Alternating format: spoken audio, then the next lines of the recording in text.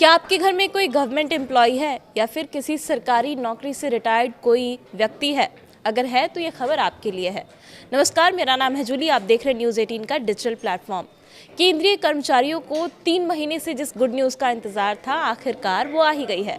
अब देश के 1 करोड़ 19 लाख कर्मचारियों और पेंशनर्स के लिए मोदी कैबिनेट ने महंगाई भत्ता बढ़ाने को मंजूरी दे दी है। केंद्रीय कैबिनेट ने कर्मचारियों के लिए महंगाई भत्ता यानी कि डीए और पेंशनर्स के लिए महंगाई राहत यानी कि डीआर में 2% बढ़ोतरी की मंजूरी दे दी है। इस फैसले के साथ ही महंगाई भत्ता मूल वेतन के 58% से बढ़कर अब 60% हो गया है। और इसमें एक और अच्छी खबर ये है कि कर्मचारियों को और पेंशनर्स को ये बढ़ा हुआ महंगाई भत्ता अभी से नहीं बल्कि 1 जनवरी 2026 से ही लागू माना जाएगा। यानी कि 3 महीने का एरियल भी उन्हें मिलेगा। यानी उन्हें अप्रैल महीने के अलावा जनवरी, फरवरी और मार्च का बढ़ा हुआ पैसा जो है वो भी मिलेगा, 3 महीने का बकाया मिलेगा।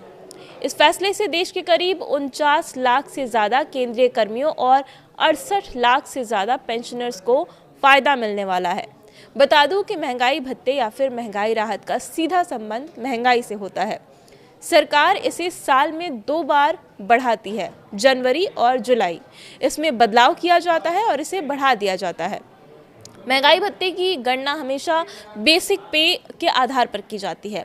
अगर फिलहाल आपका डीए 58% है और ये बढ़कर 60% हो जाता है तो आपकी कुल सैलरी में होने वाली वृद्धि सीधे आपकी बेसिक सैलरी का 2% होगी। आसान भाषा में अगर कहूँ तो किसी केंद्रीय कर्मचारी का बेसिक पे अगर 36,500 रुपये है तो 60% के हिसाब से उसका अब जो डीए होगा वो 21,900 रुपये हो जाएगा।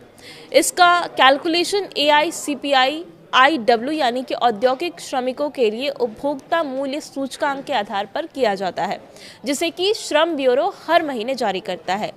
AICPI IW के आंकड़ों के अनुसार जनवरी 2026 से डीए में 2% की बढ़ोतरी तय मानी जा रही थी। हालांकि कुछ वर्ग को 3% बढ़ोतरी की भी उम्मीद थी, लेकिन ऐसा हुआ नहीं। फिलहाल सरकार ने 2% बढ़ोतरी के फैसले को मंजूरी दे दी है और अब इससे केंद्रीय कर्मचारियों में खुशी की लहर दौड़ गई है।